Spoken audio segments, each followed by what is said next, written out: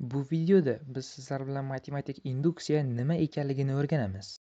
Ta'rif: matematik induksiya bu natural sonlar to'plamida berilgan biror tasdiqning barcha natural sonlar uchun o'rinli ekanligini isbotlash usuli. Keling, yaxshiroq tasavvurga ega bo'lishingiz uchun domino effektini misol qilib ko'rsataman. Maqsadimiz barcha dominolar yiqilishini isbotlash. Avval birinchi domino yiqilishiga ishonch hosil qilish kerak va biz ixtiyoriy ketma-ket dominolar bir-birini yiqitishini isbotini ko'rganimizdan keyin barcha dominolar yiqilishini tushunib yetamiz va aynan shu narsa induksiya deyiladi.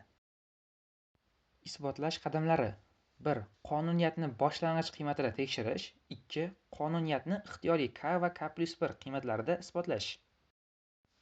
Amalda qo'llash: bizdan mana shu ifodani isbotlash talab etilyapti. Dastlab biz n 1 bo'lgandagi qiymatni tekshiramiz.